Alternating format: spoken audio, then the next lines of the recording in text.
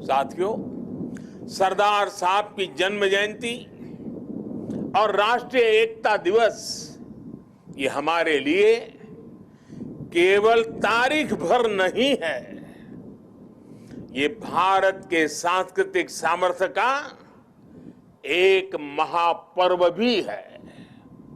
भारत के लिए एकता कभी भी विवशता नहीं रही है। भारत के लिए एकता सदा सर्वदा विशेषता रही है। एकता हमारी विशिष्टता रही है।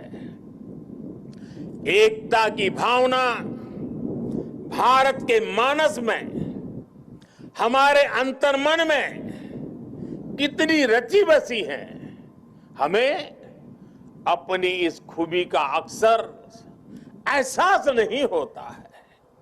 कभी कभी ओझल हो जाती है, लेकिन आप देखिए, जब भी देश पर कोई प्राकृतिक आपदा आती है तो पूरा देश एक साथ खड़ा हो जाता है।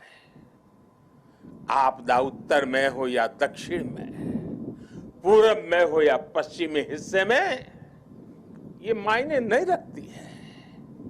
पूरा भारत एकजुट होकर सेवा, सहयोग और संवेदना के साथ खड़ा हो जाता है।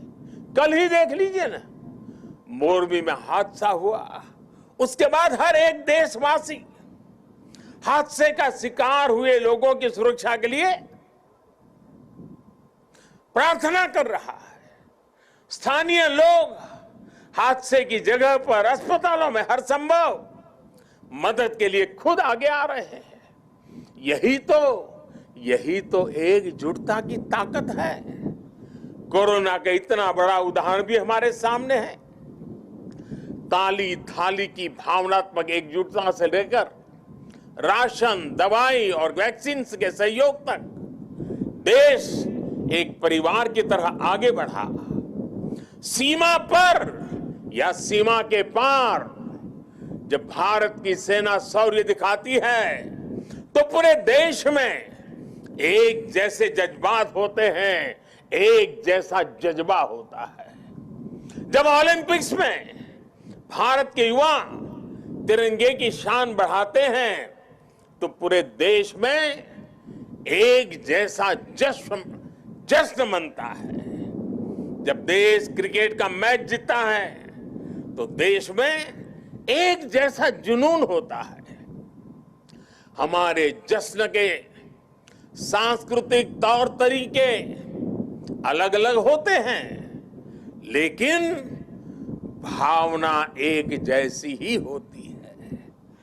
देश की ये एकता, ये एकजुटता, एक दूसरे के लिए अपनापन, ये बताता है कि एक राष्ट्र के रूप में भारत की जड़ें कितनी गहरी है। और साथियों, भारत की यही एकता हमारे दुश्मनों को खटकती है।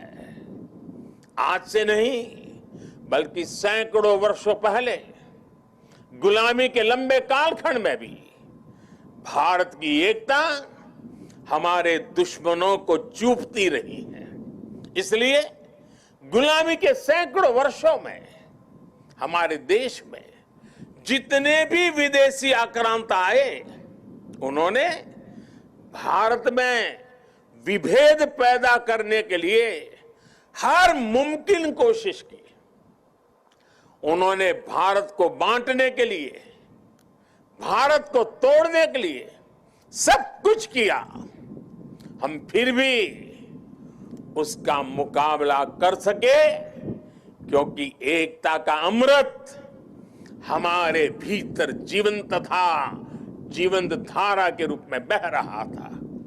लेकिन वो कालखंड लंबा था। जो जहर उस दौर में घोला गया, उसका नुकसान देश आज भी भुगत रहा है। इसलिए ही हमने बंटवारा भी देखा और भारत के दुश्मनों को उसका फायदा उठाते भी देखा। इसलिए हमें आज बहुत सावधान भी रहना है।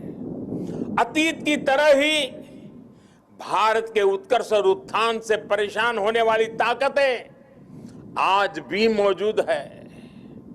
वो आज भी हमें तोड़ने की, हमें बांटने की हर कोशिश करती है। हमें जातियों के नाम पर लड़ाने के लिए तरह तरह के नैरेटिव गढ़े जाते हैं। प्रांतों के नाम पर हमें बांटने की कोशिश होती है। कभी एक भारतीय भाषा को दूसरी भारतीय भाषा का दुश्मन बनाने के लिए कैंपेन चलाए जाते हैं। इतिहास को भी इस तरह पेश किया जाता है ताकि देश के लोग जुड़े नहीं बल्कि एक दूसरे से दूर हो। और भाइयों बहनों, इसे एक और बात हमारे लिए ध्यान रखनी आवश्यक है। ये जरूरी नहीं है कि देश को कमजोर करने वाली ताकत हमेशा हमारे खुले दुश्मन के रूप में ही आए। कई बार ये ताकत गुलामी की मानसिकता के रूप में हमारे भीतर घर कर जाती है।